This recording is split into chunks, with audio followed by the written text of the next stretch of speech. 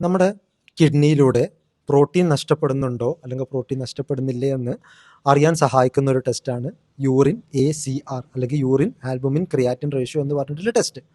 അപ്പോൾ നിങ്ങൾ ഈ ടെസ്റ്റ് ചെയ്തിട്ടുണ്ടെങ്കിൽ ഈ ടെസ്റ്റ് എങ്ങനെയാണ് അത് നോർമലാണോ അല്ലേ എന്നുള്ളത് നമുക്ക് മനസ്സിലാക്കാൻ സാധിക്കാം.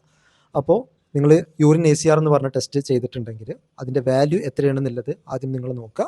ഇനി അതിൻ്റെ നോർമൽ എന്ന് പറയുന്നത് ഒരു 30-ന് താഴെയായിരിക്കും. അപ്പോൾ നിങ്ങൾ ആ ടെസ്റ്റ് റിപ്പോർട്ട് നോക്കിക്കഴിഞ്ഞാൽ അതിൻ്റെ റെഫറൻസ് റേഞ്ച് സൈഡിൽ എഴുതിയിട്ടുണ്ടാവും. യൂറിൻ ACR ലെസ് ദാൻ 30 ആണെങ്കിൽ അത് നോർമലാണ്.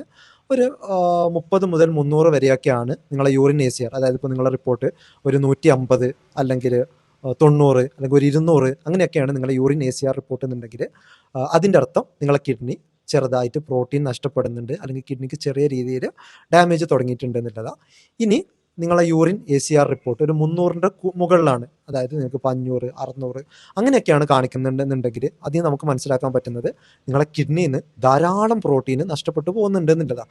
ഇനി ഇപ്പോൾ നിങ്ങളിപ്പോൾ ഇതുവരെ ഒരു ഡയബറ്റിക് ആയിട്ടുള്ള ഒരാളാണ്, നിങ്ങളൊരു യൂറിൻ ടെസ്റ്റ് ചെയ്തപ്പോൾ നിങ്ങളൊരു പ്രോട്ടീന് ഒരു 100-200 കണ്ടു. അപ്പോൾ ആദ്യമായിട്ട് ഒരു 200 കണ്ടു എന്ന് വിചാരിച്ചിട്ട് നിങ്ങളെ കിഡ്നി ഫുള്ള് നശിച്ചു പോയി അല്ലെങ്കിൽ കിഡ്നി ഒരിക്കലും ശരിയാവില്ല അങ്ങനെയൊന്നും വിചാരിച്ചിട്ട് നമ്മൾ ടെൻഷൻ ആവേണ്ട ആവശ്യമില്ല. കാരണം നമുക്ക് ഈ പ്രോട്ടീൻ ലീക്കിനെ തടയാൻ സഹായിക്കുന്ന ഒരുപാട് മെഡിസിൻസ് ഉണ്ട്.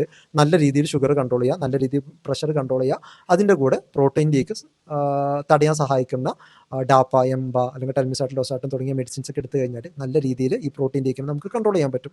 പക്ഷേ ഇതിൽ ശ്രദ്ധിക്കേണ്ട കാര്യം എന്താണെന്ന് വെച്ചാൽ ചില ആളുകൾക്ക് ഈ പറഞ്ഞിട്ടുള്ള പ്രോട്ടീൻ ലീക്ക് കൺട്രോൾ ചെയ്യാനുള്ള മെഡിസിൻ തുടങ്ങി ഒരു 3-4 അല്ലെങ്കിൽ 5 മാസം കഴിഞ്ഞാലും ചിലപ്പോൾ ഒരുപാട് പ്രോട്ടീൻ, ചിലപ്പോൾ 300-ഉം 400-ഒക്കെ ഇതിന് പകരം 3000, 6000 അങ്ങനെ ഒരുപാട് ഗ്രാം കണക്കിന് പ്രോട്ടീനൊക്കെ ചിലപ്പോൾ കിഡ്നിയിൽ നിന്ന് നഷ്ടപ്പെടുന്നുണ്ടാവും. അപ്പോൾ അത്തരം ആളുകൾ എത്രയും പെട്ടെന്ന് തന്നെ നല്ലൊരു നെഫ്രോളജി ഡോക്ടറെ കാണിച്ചിട്ട് നിങ്ങളെ കിഡ്നി ഡാമേജിൻ്റെ പ്രോബ്ലം ഡയബറ്റിസ് റിലേറ്റഡ് തന്നെയാണോ അതല്ല മറ്റെന്തെങ്കിലും കിഡ്നി അസുഖം കാരണമാണോ നിങ്ങൾക്ക് പ്രോട്ടീൻ പോകുന്നതിൻ്റെ കാര്യങ്ങളൊക്കെ നോക്കിയിട്ട് ഉറപ്പുവരുത്തണം.